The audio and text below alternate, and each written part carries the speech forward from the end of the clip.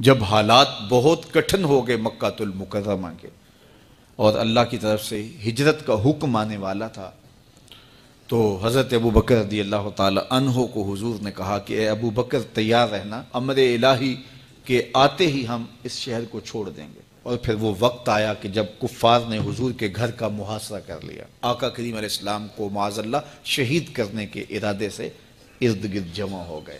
آقا کریم علیہ السلام نے ہاتھ میں خاک پکڑی اور سورہ یاسین پڑھتے ہوئے ان کی آنکھوں میں جھونکتے ہوئے حضور گزر گئے اور انہیں پتہ بھی نہ چلا، اور وہ مکان کا محاصرہ کیے ساری رات کھڑے رہے۔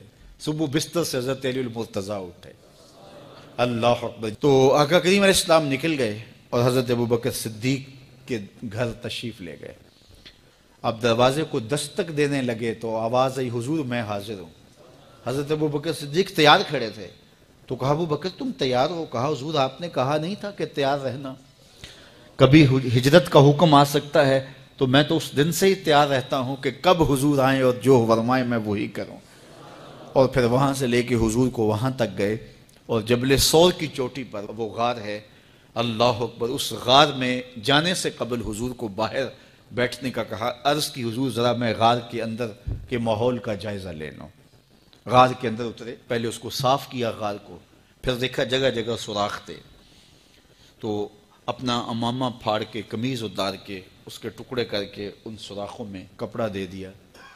دو سوراخ ایک روایت کے مطابق اور ایک روایت کے مطابق ایک سوراخ بچ گیا، اس میں اپنی ایڑی رکھ دی اور پھر آواز دی جان عالم اندر تشریف لائیے۔ تو آقا کریم علیہ السلام غار میں چلے گئے، تو سیدنا صدیق اکبر رضی اللہ تعالی عنہ نے اپنی گود میں آپ کا سر رکھا اور حضور لیٹ گئے۔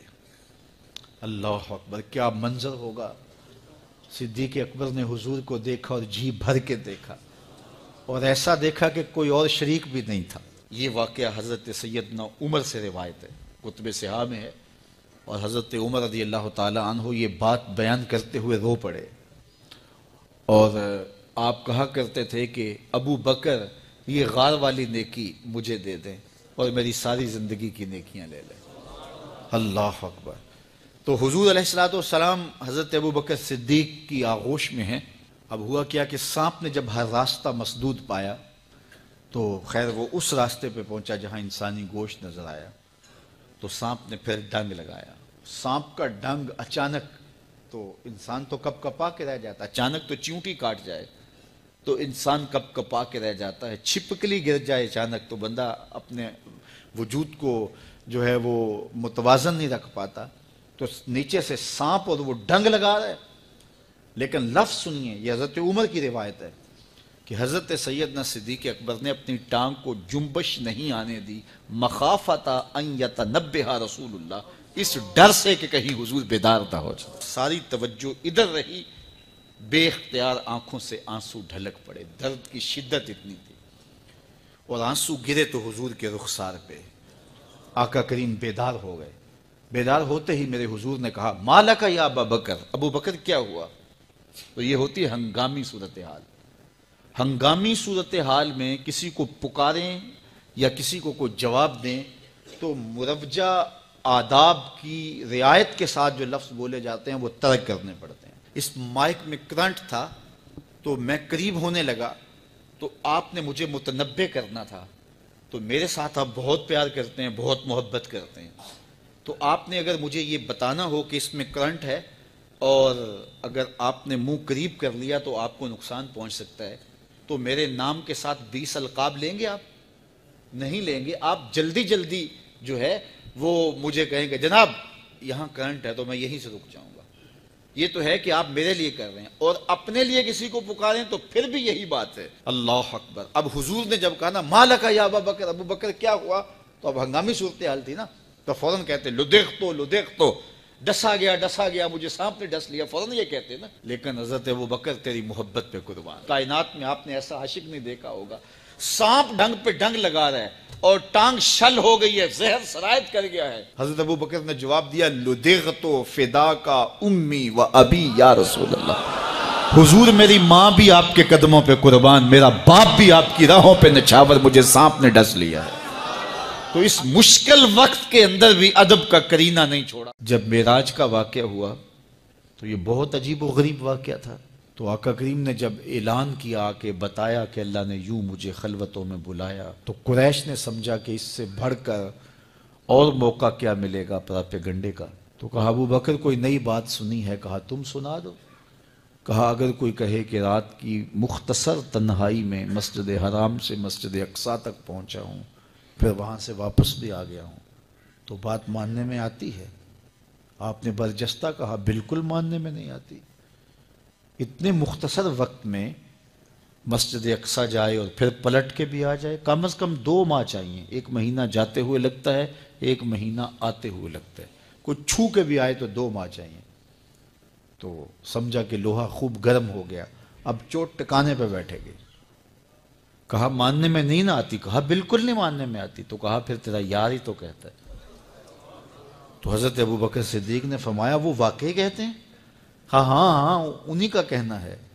تو حضرت ابو بکر بولے لئن قالہ فقد صدق فاصدقہ، اگر انہوں نے کہا ہے تو سچ کہا ہے، میں تصدیق کرتا ہوں۔ کہا ابھی تو تم کہہ رہے تھے کوئی کہے تو ماننے میں نہیں آتا، کہا کوئی کہے تو اب بھی نہیں مانوں گا، وہ اس سے بھی عجیب کہے تو مان لوں گا۔ اللہ اکبر۔ فَبِذَلِكَ سُمِّيَ صدیق، علماء نے لکھا یہ وہ وجہ تھی جس کی وجہ سے آپ کو صدیق پکارا جانے لگا۔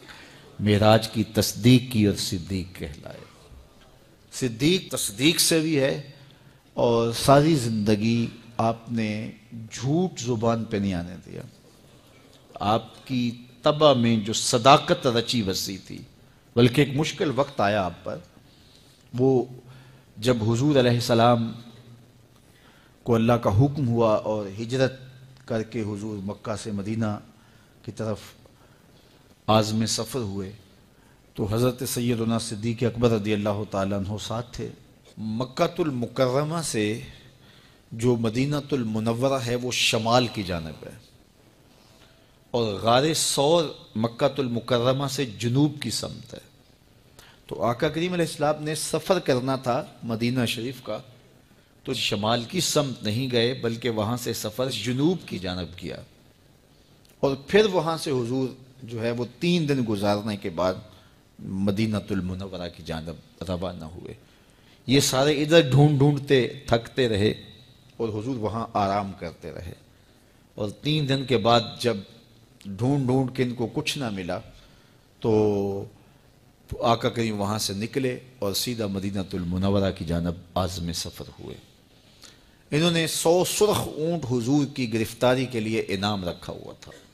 تو مختلف قبائل کے لوگ حضور کو ڈھونڈنے کے لیے نکلے تھے کہ بہت بڑا انعام ہے، 100 سرخ اونٹ ملیں گے۔ ایسے لوگ بھی تلاش کر رہے تھے جو حضور کو جانتے نہیں تھے۔ تو راستے کے اندر حضرت ابو بکر صدیق سے کوئی شخص ملا اور اسے شک پڑا کہ جن کو میں ڈھونڈ رہا ہوں کہ وہ کہیں یہی نہ ہو۔ تو اس نے حضرت ابو بکر صدیق سے پوچھا آپ کا نام؟ تو انہوں نے کہا میرا نام عبداللہ ہے، ابو بکر ہوں۔ تو اس نے پھر حضور کا پوچھا۔ اب حضور کو وہ ڈھونڈ رہے ہیں۔ آج امتحان آیا نا، صدیق اکبر کی صداقت کا امتحان آ گیا اور عشق کا امتحان آ گیا۔ اگر کہیں یہ حضور ہیں تو عشق گوارا نہیں کرتا کہ یہ گرفتاری عمل میں آئے، اور اگر کہیں کہ یہ حضور نہیں ہیں تو ابو بکر صدیق کیسے رہیں گے؟ آج کل تو وہ سڑکیں بن گئی ہیں اور سائن لگے ہوئے ہیں، آپ اکیلے یہاں سے نکلیں تو جہاں جانا چاہیں خود جا سکتے ہیں۔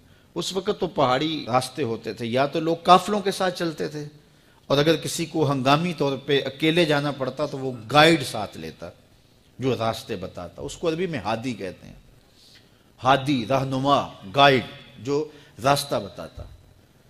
تو حضرت ابو بکر صدیق سے اس نے پوچھا یہ کون ہے آپ کے ساتھ؟ تو حضرت ابو بکر صدیق بولے ھذا ہادی یہدینی الی صراط المستقیم، یہ میرا ہادی ہے جو مجھے سیدھی راہ پہ چلا رہا ہے۔